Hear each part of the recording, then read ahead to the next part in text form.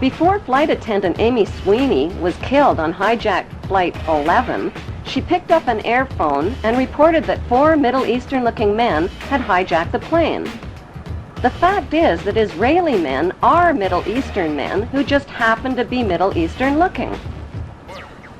The voice of the hijacker heard from the hijacked plane's voice recorder reveals that the accent of the hijacker matches an Israeli Hebrew accent.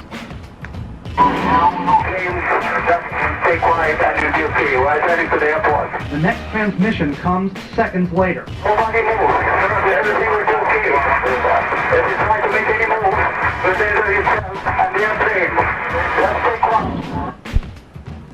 After 9/11, 1,000 Middle Eastern-looking Muslim men were swept into U.S. custody, but the media kept quiet about 60 Middle Eastern-looking Israeli men who were also taken into custody and held under great secrecy. On December 11th, Carl Cameron of Fox News ran the first of a 4-part series about a group of Israelis who were among the 9/11 suspects. These detained Israelis failed polygraph tests about their surveillance activities against the U.S. and were caught videotaping the 9/11 attacks from different angles. Fox News also reported that the evidence linking these Israelis to 9/11 was classified, but a leaked 61-page report from the U.S. government's Drug Enforcement Agency revealed that another 120 Israelis, posing as artists, were also rounded up right after 9/11. Carrying counterfeit visas and green cards, the Israelis admitted that they served in the Israeli army in explosives, electronic, and military intelligence units. Did Middle Eastern-looking Israelis who were detained as suspects after 9/11 steal the identities of the accused Muslims? The leaked DEA report revealed that Israelis with Israeli military backgrounds had posed as artists and lived on Sheridan Street in Hollywood, Florida, just down the street from Mohammed Atta and 3 other accused Muslims. On August 18th, 1 month before the 9/11 attacks, a New York Times article by reporter Sheila K. Dewan described a group of 4 foreign artists who smuggled their way into the World Trade Center just months before 9/11. The artists occupied studio space free of charge on the 91st floor with 14 other artists and claimed to be writing a book called The Bee Thing. They also claimed that they constructed a temporary balcony on the 91st floor as a prank. Somehow, these so-called artist pranksters escaped the attention of the World Trade Center's heavy security companies. George W. Bush's brother Marvin Bush just happened to be the director of Securicom, which provided electronic security for the World Trade Center. By some mysterious coincidence, Marvin Bush's company also provided electronic security for 911's United Airlines and 911's Dulles Airport.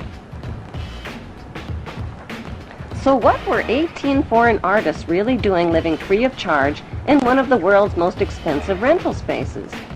Many top engineering and demolition experts believe that the Twin Towers were rigged with explosives which caused the buildings to implode vertically in a typical controlled demolition. The reason the collapsing buildings looked like a controlled demolition, say experts, is because they were a controlled demolition. Photos and video recordings confirm that explosions occurred at the base of the 2 towers as well as in Building 7 before they fell. On September 24th, firefighter Louis Caccioli told People Weekly point blank, "We think there were bombs set in the building." That claim was echoed by many witnesses and by firefighters who heard the explosions just before Tower 1, Tower 2, and Building 7 collapsed. The steel-supported Twin Towers were built to withstand the impact of a passenger jetliner, yet the official explanation for their collapse is that the burning jet fuel heated the steel support beams and caused them to buckle. Expert independent investigators insist that it's impossible for jet fuel burning in oxygen to melt steel, and that most of the jet fuel burned up outside the buildings in clearly visible fireballs. After the crashes, the white smoke turned black, indicating cooling temperatures, not rising temperatures as reported. Why did a company called Controlled Demolition quickly haul away, melt down, and dispose of 499,850 pieces of structural steel that could have proved the temperature the steel had reached and the use of explosives? Why did Tower 2 that was hit last fall first, 53 minutes after being struck, whereas Tower 1 fell 1 hour and 28 minutes after being struck? An even bigger mystery is why Building 7, owned by Larry Silverstein, collapsed much later on in the afternoon, even though it had never even been hit. If these 3 World Trade Center buildings were rigged with explosives, when could the explosives have been installed, and who controlled access to the buildings? The 30-year-old World Trade Center has always been publicly owned and managed by the New York, New Jersey Port Authority. That is, until a Jewish businessman named Louis Eisenberg became the chairman. Eisenberg is an active leader in Jewish Zionist organizations. He personally oversaw negotiations that put the publicly owned World Trade Center into private hands.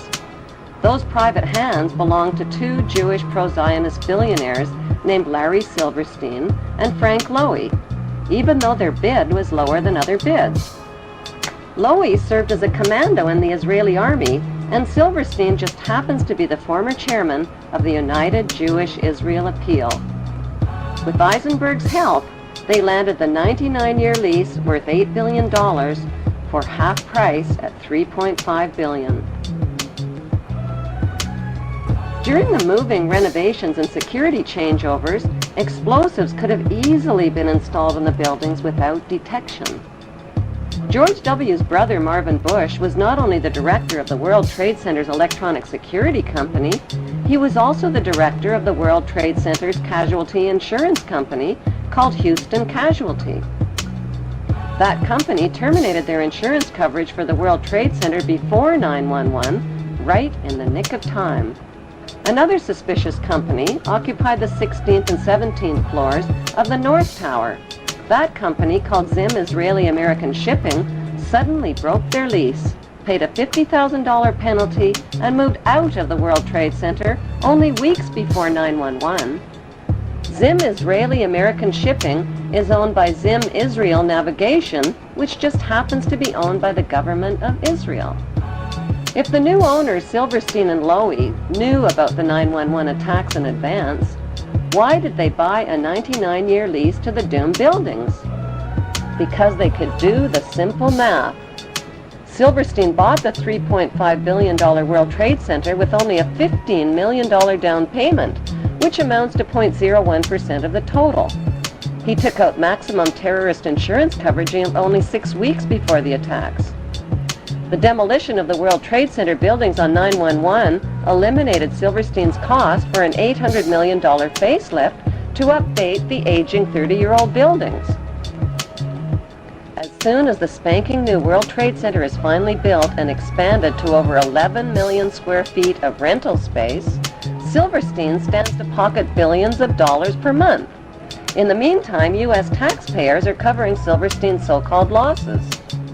Then there's the big payouts from insurance policies with mega-terrorism insurance, which Silverstein took out just weeks before 9/11. Silverstein is demanding a 200% payout by claiming payouts for 2 separate 9/11 attacks instead of 1. Silverstein's insurance companies, called Swiss Re and Munich Re, are the same companies under investigation for advanced knowledge of 9/11 and for profiting from 9/11 on the stock market. If Silverstein's insurance companies knew in advance about the attacks, why would they insure doomed buildings? Were these giant insurance companies handpicked to keep a lid on their insurance investigation findings and to ignore the evidence of 9/11 cover-ups? Silverstein has since bought out Frank Lowy, paid off investors and loan groups, put limits on victim compensation claims, and turned the publicly owned World Trade Center into the smelliest private real estate deal in American history. George W. Bush threw up permanent roadblocks to stop an independent investigation of the 9/11 events. When the 9/11 Senate Committee report was published, 27 pages that would have connected international banks to 9/11 were censored. On October 30th, 2003, A CBC television documentary investigated the 10-year friendship between the Bush family, the bin Laden family of Saudi Arabia, and the Saudi royal family. That friendship includes illegal presidential campaign contributions and partnerships in oil and weapons companies like the Carlyle Group.